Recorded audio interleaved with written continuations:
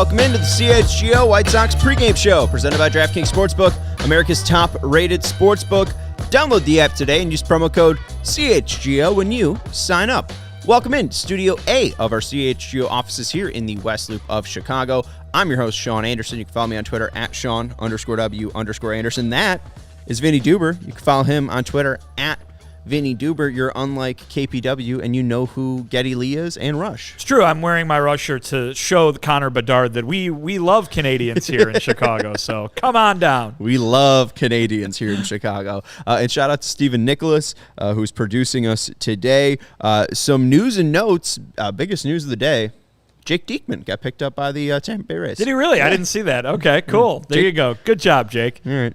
If they fix him, then we could agree the Rays are just special, right? Desperation. Okay. Desperate times call for desperate measures. They just lost Clevenger, who is their lefty. So Clevenger. I think it's pronounced Clevenger, but that's how you remember how to spell it. It's Cleav. Well, I said Clevenger on the actual podcast, and then I was like, wrong. Yeah, that was wrong. Yeah. So then I wanted to say Clevenger, and then you said Clevenger, and now I'm guessing myself. It's confusing. It's a ball of confusion over here. He's just not going to pitch this year, so I actually don't even need to know his name for at least 12 months. But yeah, Jake Diekman going to Tampa. People are also talking about Jose Ruiz only allowing one walk so far during his time in Arizona. But low leverage. Hey, I mean, Brett Strom, fantastic pitching coach. The Rays, they know what they're doing. So we'll see if the White Sox had some gold pieces that they could have. I don't know what you do with gold pieces. Shine them? I have no idea what you're talking about. Like pan for gold. When you get, I don't know, like I guess diamonds in the rough. I guess that's the actual expression. That makes more sense, yeah. Yeah, all right. Now, sure. Anyways, let's move on. We talked a little bit, or we talked a lot last night about the bullpen on the postgame show, and then you wrote up a story on CHGO about it. So if you do want to go read Vinny's thoughts about the bullpen and who Pedro Grifol can turn to, please do. I loved this line in your article. First off, I didn't like that you bashed my guy Lane Ramsey, who's 6'9". I didn't bash him. I just pointed out that his ERA is high, and it's high in AAA. But I guess we have to remember that Charlotte ballpark, don't we? Yes, and it's currently an ERA that's lower than most people in the White Sox bullpen. But he's in AAA. That's true. That's true. But I love this line, perhaps making him destined to be a guy you never get on the 2023 White Sox roster Sporkle quiz. That about Alex Colomé. So real quick, Vinny, I was going to screen share and have you do this, but can you name the last person on the Sporkle quiz for the 2022 team? 6 games played, a relief pitcher. So this is the player on last year's team who played the fewest amount of games? Yes. Oh, my God. 44 players. This is going to take up the entire rest of the pregame show. I'll give you 3 guesses so we don't have to. But I'm going to rack my brain and try really hard here. DeMond is right. Blackhawks won the #1 pick. So that is correct. Give him a ding. Do you have a ding for DeMond? He's correct. He read the news. Who's number 1? Most games played? No. I was talking about the Blackhawks. But 6 appearances? Yeah. Oh, boy. Least amount of games. Least amount on the position player side, Carlos Perez with 7 games played. I'm going to have a guess on this after. Go, Steven, just go. Go. Anderson Severino? Wow. Severino! Steven! Sean Anderson Severino! Yes. Give yourself a ding. Look at you. First shot, correct. Nicely job. done. Obviously, Jose Abreu played I wasn't the most. getting that. No, you didn't even take a guess.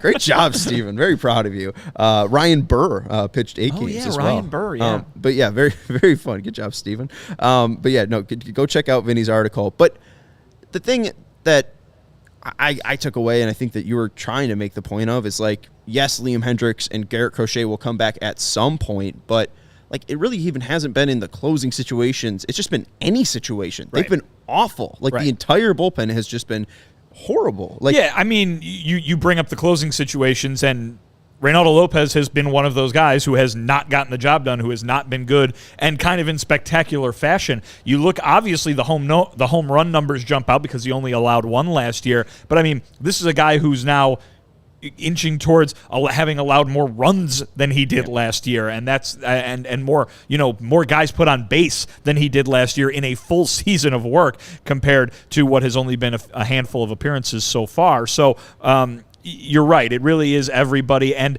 the thing is, those guys aren't going away. we opened up the show here today and opened up the chat, and Steven goes, "Oh wow, here they go. Everybody's already talking about getting rid of Aaron Bummer, and the show hasn't even started yet."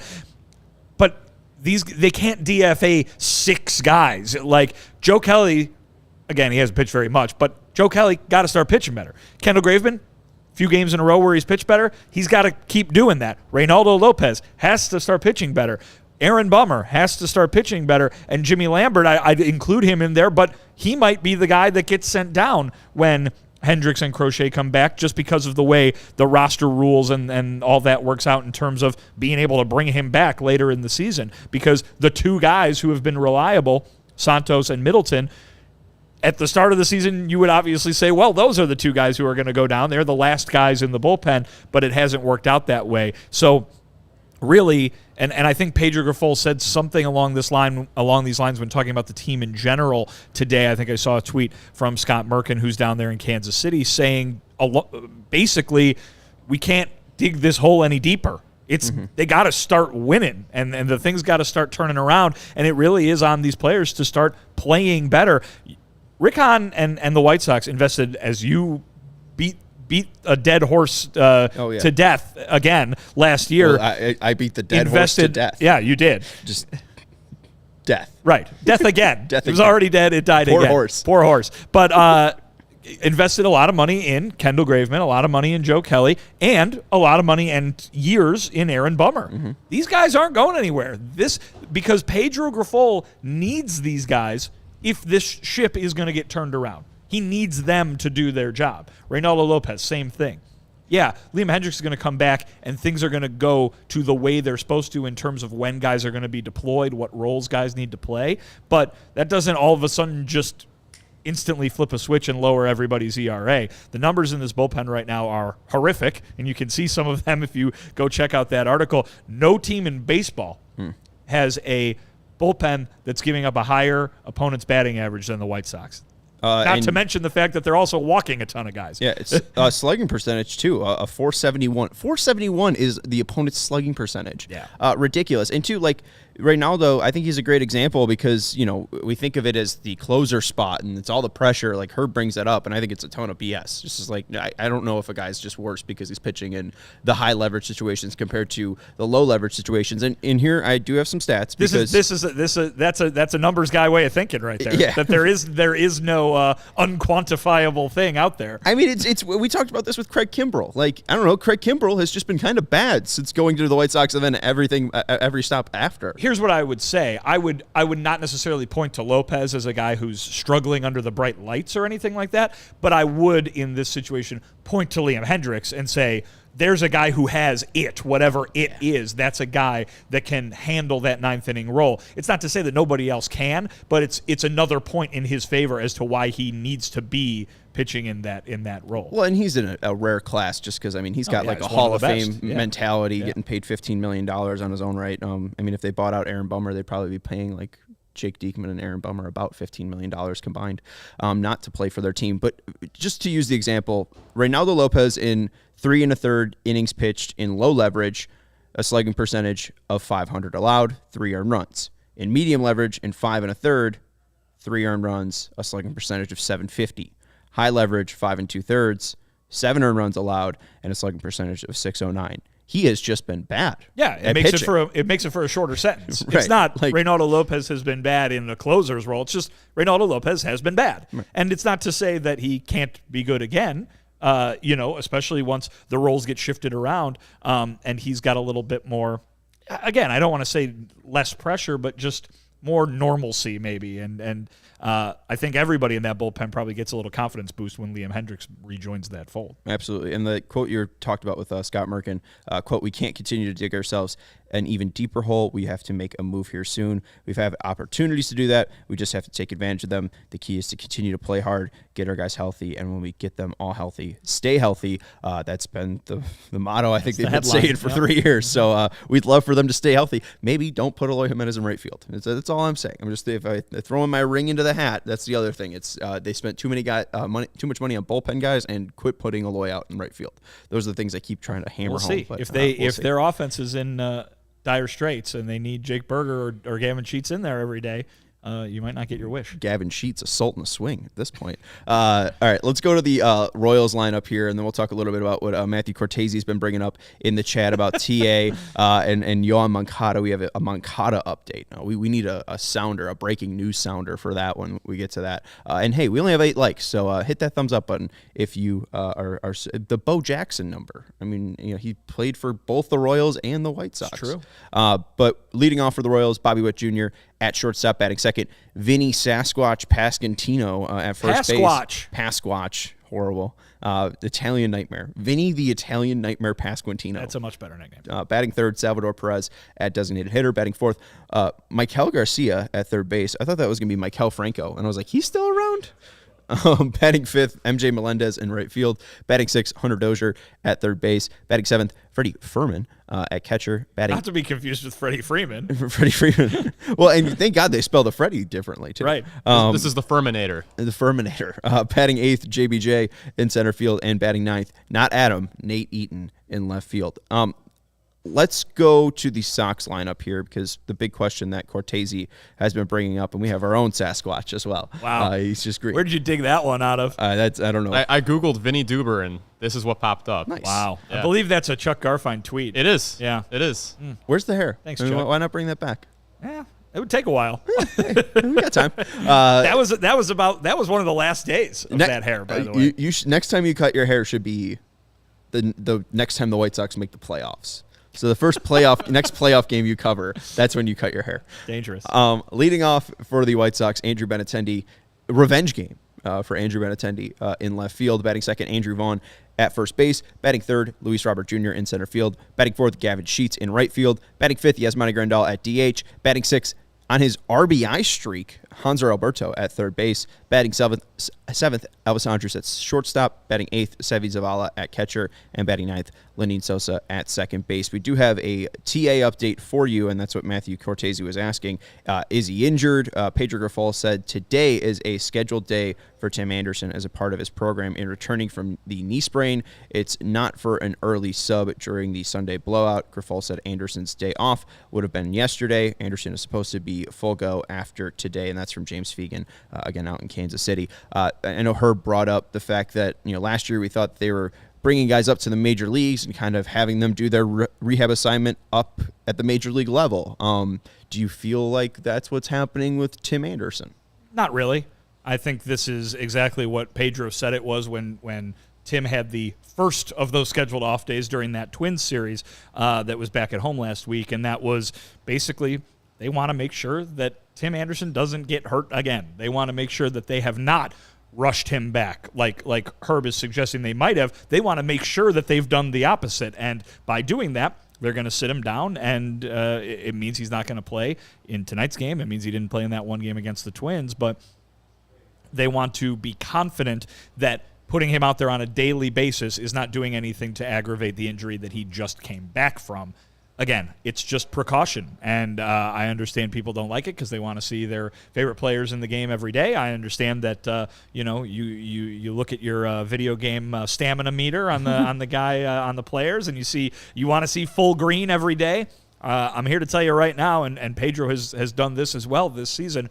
Nobody's ever full green, and so I think that it's a matter of playing through these things. They want to make sure that Tim Anderson is going to be able to play through those things basically beginning tomorrow until there comes a day when he's noticeably in need of a day off. Yeah, and hopefully we see Tim at full strength. He's almost gone a year without a home run. So still, I mean, the health is in question. The last home run he had was the homer in Yankee Stadium. After the Donaldson. Yeah, the go-ahead. I was going to say walk-off, but it was more go-ahead since it was in Yankee Stadium. But yeah, it's been a long time since the GWG, if you will. The game-winning. Well, that's goal in hockey, but yeah. Oh. Yeah. They assign I'm pretty sure they don't. Steven, you would know this. You're a big hockey guy. They assign the game-winning goal every game. So, if you win 6-1, the guy who scored the second goal is the game-winning goal. Hey. Good for him. He won the game. Good for him. But yeah, the Tim stuff. Hopefully, we see him at full strength. And I don't know, his at bats yesterday didn't look fully Tim Anderson. So maybe he just needs that day off, and we'll see how he is tomorrow. It is a big game for the White Sox. I did think that they would be able to take 3 of 4 for Kansas City, and Pedro kind of talked about, not digging ourselves into a hole. And man, what a hole that was last night. Just an 11-run inning from the Royals, or not 11. Cody said 11, 8-run inning from the Royals. Just crazy to think about, really. But some good news. Grifol said Moncada won't be back this series, but will probably return for the homestand. And even better news, in the bottom of the first, for the Charlotte Knights, Yohan Moncada has gone yard for the second time. They're already cooking down there in Charlotte? Yeah. I guess that's the Eastern time zone, isn't it? They're already going. It's already 1-1 in Durham. Well, there you go. Charlotte. We were talking about the AAA ERAs and how, that's AAA. Well, Yohan Moncada's hitting like 600 at AAA, I think, something like that. So I guess that's as good a sign as you're going to get to bring him on back. Yolbert Sanchez is on the team? Yolbert.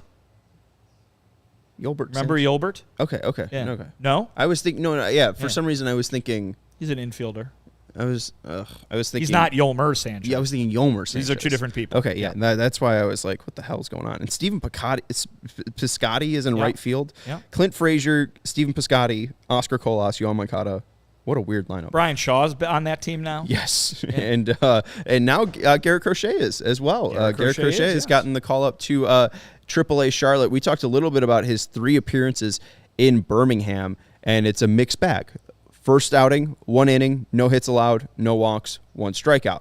Then on May 2nd, a third of an inning, 2 hits allowed, 3 earned runs, 2 walks, and then on May 5th, 2 innings pitched, 3 hits, 1 earned run, 1 walk, 3 strikeouts. So 1 clean, perfect outing, 1 where he wasn't really able to finish, and then 1 where he goes 2 innings. I know the expectation is that they might lengthen him out. Do we expect him to be a guy that is just consistently throwing, and maybe he has a bigger one of those stamina bars as you're talking about? Like maybe he stays in that green for a little bit longer, and maybe it's not 3 or 4 innings that he's pitching, but it's more consistent use for Garrett Crochet? We'll find out. I think the idea is basically just to have that in the toolbox, to have that so Pedro and the staff can have that at their disposal. Garrett Crochet is not going to be strictly a 1-inning guy, a guy who can't come out of the bullpen, go sit down, and go back out. You see a lot of relievers in general just having trouble doing that, or it's not even attempted with that, and that's at the major league level.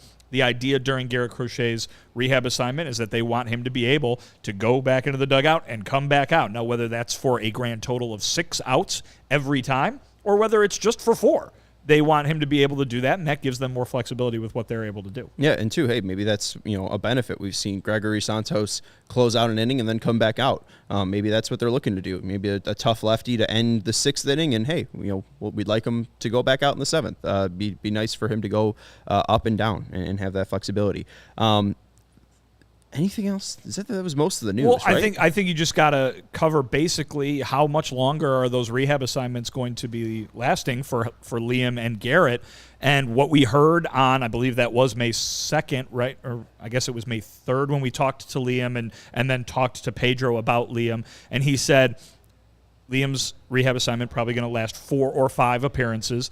And Garrett Crochet, who had already started his rehab assignment, was probably had about 4 or 5 appearances left. So, and we saw that tweeted from James today, probably reiterated by Pedro down in Kansas City, those 2 guys are going to be on similar timelines. They probably will come back on the same day.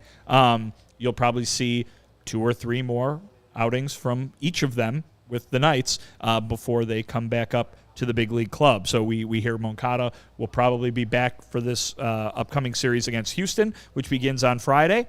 Maybe it's only 1 more series until Liam and Garrett rejoin the White Sox. Yeah, we've seen 4 or 5 rehab assignments was what Liam had said when he spoke to you guys.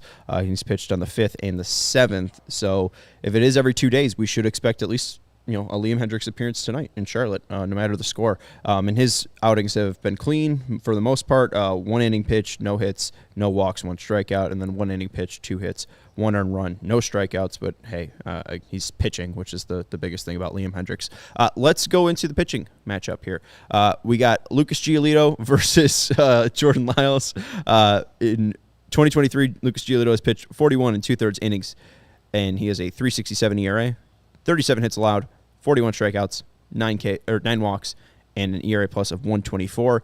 Jordan Lyles, Kansas City offseason acquisition, has pitched 40 and 1/3 innings eater, with a 6.69 ERA, 42 hits allowed, 30 Ks, 14 walks, and a 68 ERA plus. Lucas Giolito, we've kind of talked about his uncertainty with this with this franchise. We see the Bob Nightingale post in his notebook saying White Sox really aren't sure if they're going to be bringing him back after the year. That's not what Bob wrote. Well, it was more matter of fact. But Lucas is in a very interesting spot because obviously he's in a contract year, but no one has really stepped up as the ace of this staff. We see that with Dylan yesterday, and as Luke, or I was going to call you Lucas, as Steven put on the opening card, Luke Ace. I mean, will we see Luke Ace tonight? Well, remember the history that Lucas has against the Royals. Back when he first turned his career around, this was a team that he was seeing because they played them 18 times a year, 6 times a season, and he dominated them. I don't know if that has remained the case all the way through 2023, but listen, we talked about it last night. This is a Royals team that is bottom of the league bad. And granted, the White Sox are right there with them so far, but an offense that came into last night's game averaging under 4 runs. Lucas has been the White Sox best pitcher. He's on a nice little streak of good outings. This is probably a lineup that he should mow through tonight. I use the word should because the White Sox have, as a team, not really done a lot of what they should be doing this year. But I think you've got to point to Giolito as one of the brighter spots. He's right there with Clevenger in terms of ERA, I think, while the other 3 guys are really high. But he has stood out as really the best of that starting rotation. And with the bullpen doing what it's been doing, really one of the only members of that pitching staff that's getting the job done on a consistent basis. What is funny, Lucas, since 2019, has actually been the worst against the Royals than any other team. Since what year? 19. 19. Out of the AL Central. In 11 games versus the Guardians, a 1.58 ERA. Against the Twins in 16 games, a 3.29 ERA. Against the Tigers, 13 games started, a 4.23 ERA. And against the Royals, 14 games started and a 4.31 ERA. Still, 4.31. I mean, it's not bad. I mean, it's not bad. White Sox would take a 4.31 ERA. Well, yeah. But again, I mean, these Royals this year and this Giolito that's performed through the first month plus of the season, it seems obvious what should happen. But again, I'm definitely going to use the word should and not what is going to happen. Right, and he was dominant in that year, 2019, against the Royals. So maybe he'll be able to turn it back on. We saw the Royals really shorten up their swings and try to make contact against Dylan Cease, put the ball in play. I'm not sure if that's going to be the case here. Lucas has done a lot about getting batters to swing outside of the zone. The Royals are a smart team. Not sure if they're going to be swinging a ton out of the zone, but I think Dylan had like a 36% out of the zone swing percent, so maybe Lucas will be able to get those swings and misses. Let's go to our click to picks because we could talk about Jordan Lyles or we could just talk about how he's going to give up a ton of hits. Andrew Vaughn has seen 19 pitches from Jordan Lyles in his career. He has put 4 balls at a distance of 300 feet or further. I think that's seeing a guy, well, one of them a home run, a leadoff home run in Baltimore. So I like Andrew Vaughn today to pick because he's a click to pick. I like him to pick and even homer. We'll go fully over the top. Homer. Okay. He's going to homer. All right. We see Herb going with the other Andrew, and they are 1-2 at the top of the order today with no TA. So Jordan Lyles, he might get past one Andrew, but then just another Andrew to have to deal with there at number 2.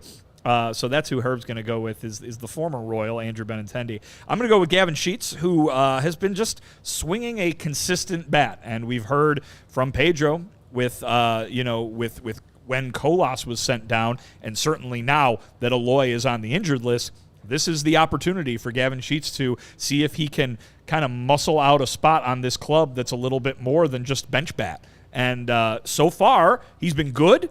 He needs to show that he can be great, but again, he's a guy who has been consistent, and the White Sox have not gotten a lot of that. You can point to pretty much every batter in the lineup.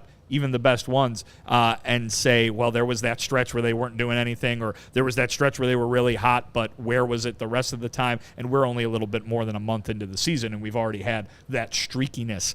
Gavin Sheets has been one of the few guys who hasn't really had those, peaks and valleys. Absolutely. And I actually kind of like Alex's pick for Yaz is due for a homer. His peaks and valleys have kind of been shorter. Like he hit a homer, I think, against the Rays. This is Yaz? Yeah, Yaz. Or was it Minnesota? He hit a homer at home, and then we kind of see that he tweaked his back a little bit, and he's not catching. But still, I don't know. He's looked healthy. The swings have looked nice, and he's at DH today. So I kind of like Yaz. He's batting 360 and 25 career at bats versus Lyles, and then your guy Gavin Sheets, Vinnie, he's 4 for 7 in his career with a homer versus Lyles.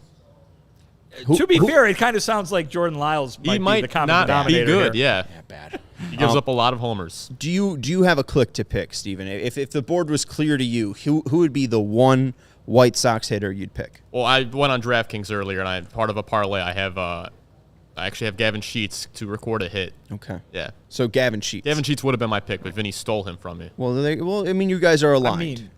I didn't steal it from you. I was can't pick. ahead of you in the draft. That's how I remember it going down. I don't. You can't. Have the Blackhawks stolen Connor Bedard from the rest of the league? No, or he was did they just gifted. take him? He was gifted to me. It was rigged. It was rigged. Thank you, everybody, for hanging out with us today. Matthew Cortese's predicting a 5-0 no-hitter from Lucas Giolito with, I guess, a couple Hanser Alberto homers.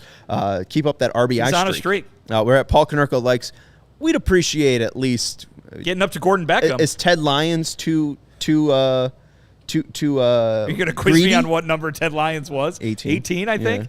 Yeah, there you go. Billy Pierce, That's Daniel I guess, is 16. Palco. Daniel Palco likes 18. Yeah. But anyways, hit that thumbs up button. We'd appreciate it a ton, and we will join you after a White Sox win, loss. We're not sure. Go watch the game. We'll talk to you after. Go Sox.